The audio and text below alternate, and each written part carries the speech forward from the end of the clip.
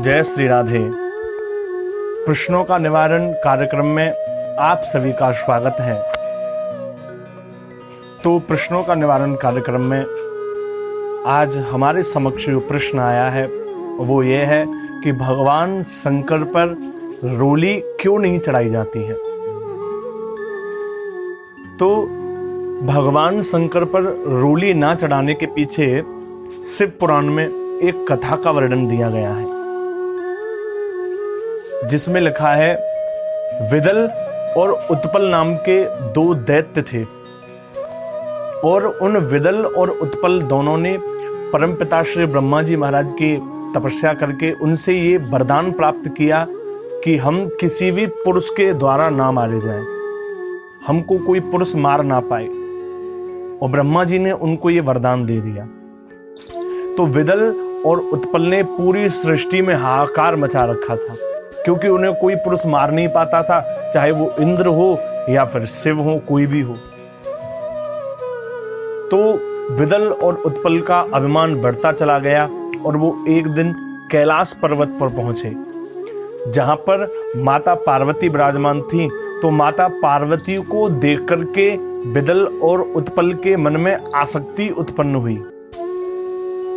विदल और उत्पल ने माता पार्वती को जब कुदृष्टि से देखा तो माता पार्वती को क्रोध आ गया और माता पार्वती ने भगवान गणेश के हाथों से कुंदक लिया और कुंदक लेकर के विदल और उत्कल में दे मारा।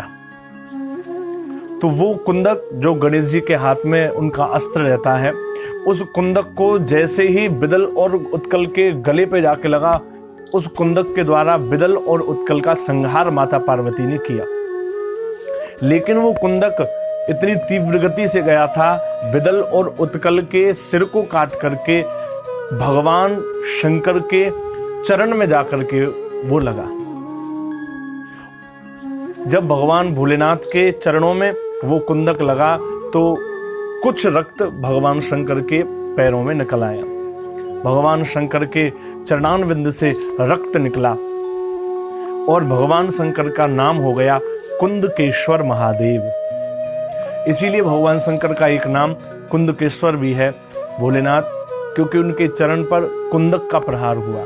लेकिन जब रक्त की धारा माता पार्वती ने देखी, रक्त देखा, तो माता पार्वती रोने लगी। माता पार्वती के नेत्रों से अश्रुधारा बहने लगी और माता पार्वती ने भगवान भोलेनाथ से ये वर मांगा कि हे प्रभु, आप मुझे ये वर दीजिए कि आप कभी रक्तांबर में मुझे ना देखें, आप कभी रक्तांबर नहीं धारण करें।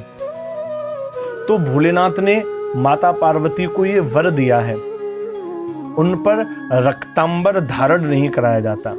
शिव महापुराण के कौमार खंड में ये वर्णन है कि माता पार्वती ने भगवान शंकर से ये वर मांगा है कि हे भोलेनाथ, मैं आपको कभी रक्तांबर में ना देखूं। और इसीलिए शिवलिंग पर रोली नहीं चढ़ाई जाती है, रोली का अर्पण नहीं किया जाता है।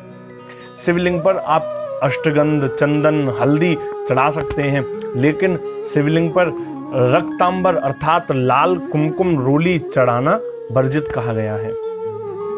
ये शिव पुराण के कौमार खंड में ये कथा आती है। ये माता पार्वती ने भोलेनाथ से मांगा है, इसलिए उन पर रोली नहीं चढ़ाई जाती। लेकिन लिंगाष्टक में लिखा हुआ है, लिंगाष्टक में वर्णन दिया गया है कुमकुम चंदन लेपित लिंगम, यानी कि कुमकुम और चंदन से लेपन किया जाता है। तो माता पार्वती के वरदान मांगने के कारण शिवलिंग पर आप कुमकुम अर्थात रोली का अर्पण आप नहीं कर सकते। तो जो शिवलिंग है आप देख सकते हैं, इस शिवलिंग के चारों तरफ जो माता पार्वती का स्थान है, आप शिवलिंग पर रोली ना अर्पित करके हम माता पार्वती का जो ये स्थान है, इस स्थान पर हम रोली अर्पण कर सकते हैं, रोली का लेपन कर सकते हैं, रोली लगा सकते हैं। कुमकुम रोली सिर्फ शिवलिंग पर नहीं चढ़ाई जाती है, बाकी माता पार्वती पर, भगवान गणेश पर अर्थात आप सब पर रोली का अर्पण कर सकते हैं, कुमकुम का अर्पण कर सकते हैं, लेकिन शिवलिंग पर इसलिए कुमकुम का अर्पण नहीं किया जाता, शिवलिंग पर इसलिए रोली नहीं चढ़ाई जाती है क्योंकि माता पार्वती ने भगवान शंकर से ये वर मांगा है। क्योंकि कोई भी पत्नी अपने पति को रक्त में नहीं देख सकती है। माता पार्वती ने जब भोलेनाथ के चरणों में वो रक्त देखा तो माता पार्वती से रहा नहीं गया और माता पार्वती ने भाव में आकर के विभोर होकर के भगवान भोलेनाथ से ये वरदान मांग लिया कि हे प्रभु, आप पर कभी रक्तांबर ना मुझे दिखाई दे। इसलिए भोलेनाथ ने माता पार्वती को ये वर प्रदान किया है। और शिव पुराण के अनुसार इस प्रकार भगवान शंकर पर रूली का अर्पण नहीं किया जाता है। जय श्री राधे। अगर आप हमारे चैनल पर पहली बार आए हैं तो आप हमारा ये चैनल सब्सक्राइब करके बेल आइकन दबाना ना भूलें।